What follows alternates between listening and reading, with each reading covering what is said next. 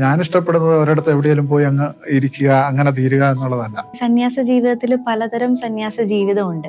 അപ്പൊ അതില് ഏതാണ് റംബാച്ചൻ സ്വീകരിച്ചിരിക്കുന്നത്? ഏതിനോടാണ് റംബാച്ചന് താല്പര്യം? വിദേശത്തൊക്കെ ചെറുപ്പകാലഘട്ടത്തിൽ തന്നെ വൈദികനാകാതെ സന്യസ്തരാകുന്നവരുണ്ട്.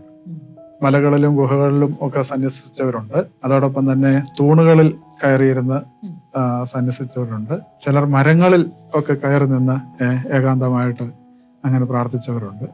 ഇതിലേതെങ്കിലും ഇപ്പൊ ഒരു കാര്യം ചെയ്താൽ മാത്രമേ സന്യാസിയാവൂ എന്നില്ല. സന്യാസിയുടെ പിതാവായ മോർ അന്തോണിയോസ്, അദ്ദേഹം വനത്തിൽ പോയി കുറെ കാലഘട്ടം പ്രാർത്ഥനയിൽ മുഴുകിയിരുന്നതിന് ശേഷം പിന്നീട് ജനങ്ങളുടെ ഇടയിലേക്ക് വരും. അവരുടെ പ്രശ്നങ്ങൾ കേൾക്കും, അവരെ പ്രാർത്ഥിക്കും. അങ്ങനെയുള്ള ഒരു ജീവിതമായിരുന്നു. അതുകൊണ്ട് തന്നെ ഞാൻ ഇഷ്ടപ്പെടുന്നത് ഒരിടത്ത് എവിടെയെങ്കിലും പോയി അങ്ങ് ഇരിക്കുക, അങ്ങനെ തീരുക എന്നുള്ളതല്ല. പലരുടെയും സന്യസ്തരെ കുറിച്ചുള്ള ഒരു കാഴ്ചപ്പാട് അങ്ങനെയാണ്, എവിടെയെങ്കിലും മാറിയിരുന്ന് അങ്ങനെ പോവുക. എൻ്റെ ഇഷ്ടം എപ്പോഴും പ്രാർത്ഥിക്കുക, ജനങ്ങളോട് ഇടപെടുക. അവർക്ക് ആ പ്രാർത്ഥനയിലൂടെ കിട്ടുന്ന അനുഭവങ്ങൾ അവർ വന്ന് സാക്ഷ്യപ്പെടുത്തുമ്പോൾ നമുക്ക് വലിയ ഒരു സന്തോഷമാണ്.